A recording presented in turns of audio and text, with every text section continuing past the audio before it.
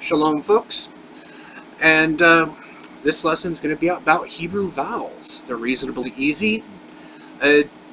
All of the vowels in Hebrew, when they are written, which isn't that often, go below or beside the letter. Hebrew is a consonantal language. Most words are based around 3 continents, and grammatical function is shown by the use of vowel points, nikud, with the plural nikudot.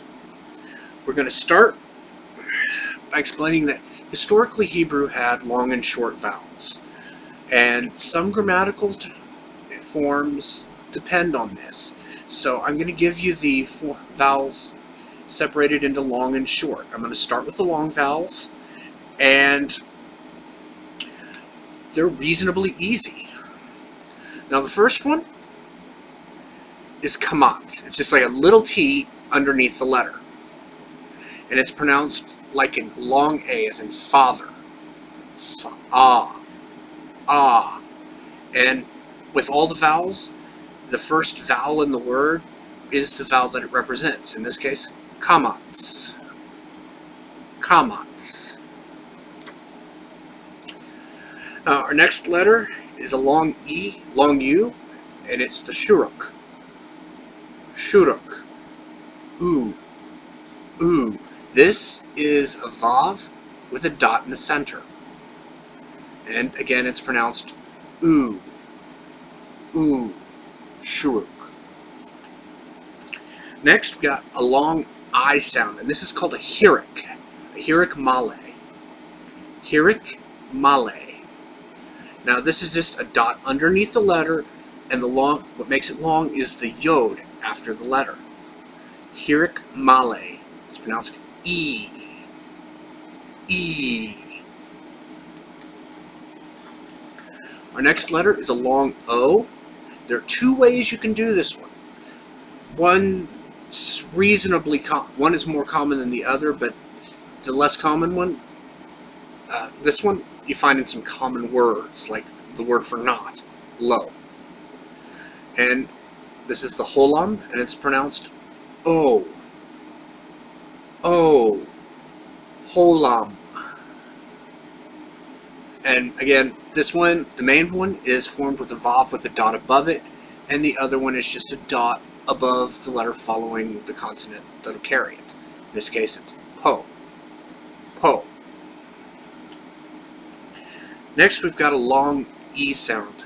Now, this sound is very similar to the sound in the English word day. Except you just don't add the Y glide. It's A. A. And the name of the vowel point is the sere. Sere. And again, it's an A sound. A. A. Now we're up to the short vowels. Now, we're going to go back to one long vowel because it's kind of unusual. This one, in some rare words, does have a short vowel sound. It's called the katan, kamatz katan. Same as just a little T underneath the vowel, but every now and then it's the kamatz katan, and it's pronounced O. Now the next one is the short A sound. It's just a dash underneath the letter, and it sounds just like the long A, ah, and the name of the point is the patach. Patach. If you're a Star Trek fan, there's a Klingon insult by that has that word. Patach. Patach. Remember that glottal KH thing? The H. This one's got it. You need to make sure you pronounce it.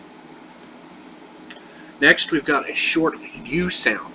This is 3 dots in a diagonal underneath the letter, and the name of the vowel point is the kibbutz. Kibbutz.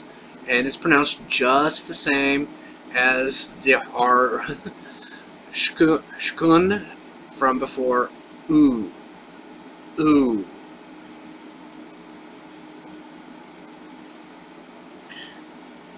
Our next letter is a long I, and this is called the hirik hasar.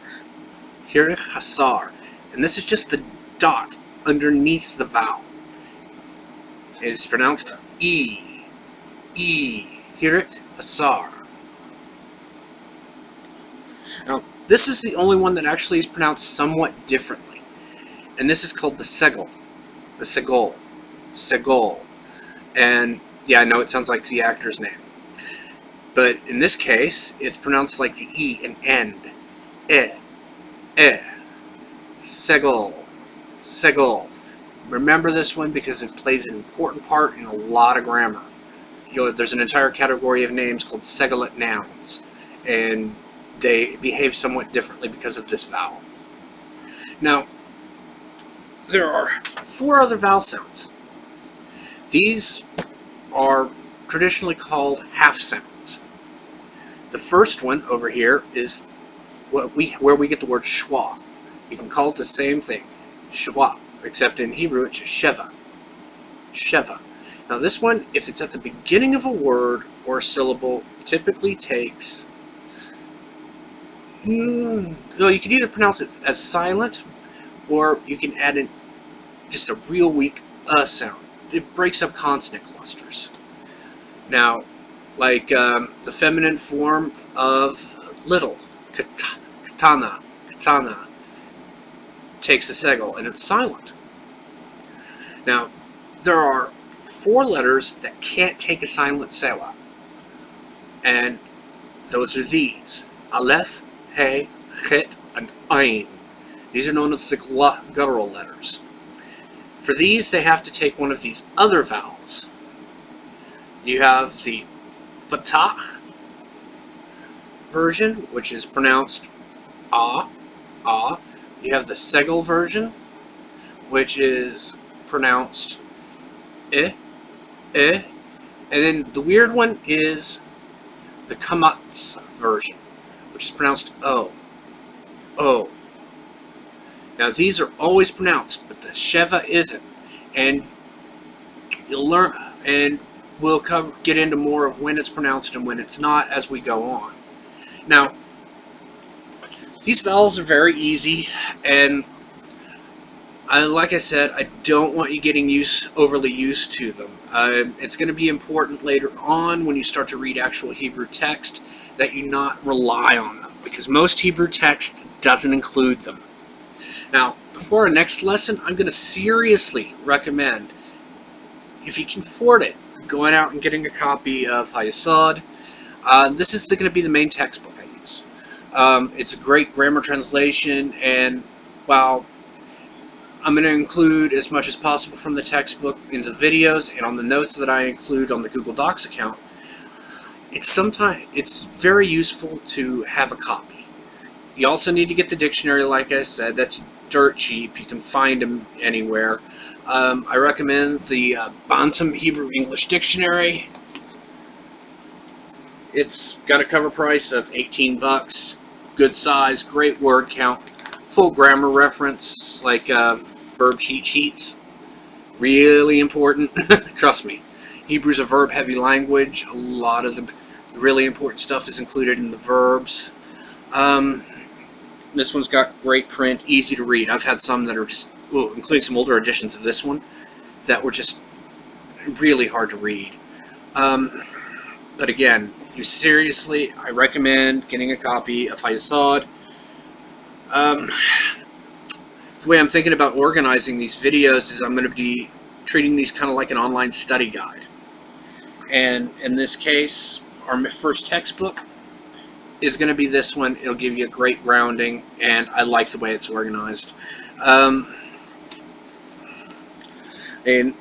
just to give you an example, lessons are usually no more than 3 or 4 pages long, about 20 vocabulary words per lesson, and a few pages of grammar, but the grammar's broken up nicely. And then you've got some great exercises. These are translation exercises, both into and out of Hebrew. I can also get answer keys for this, and I will be posting them on the Google Docs account. The Google Docs account is open for everybody. Feel free to download and print anything. We also have a Facebook page. You can find the link on the channel's website. I encourage anybody who's interested. Great way to keep in touch with me and get quick answers. I check Facebook regularly. Now, Our next video might take a little bit because I don't know how long it's going to take to put together the videos, and I've got finals coming up. So if there's a week or two delay, I do apologize, but I will get the next video out as soon as possible, and you'll see how I plan on organizing our lessons. I hope you all have a great evening, and thank you for watching the video. Or in Hebrew, Toda Rabah, Lehitrot. Thank you very much. I will see you later.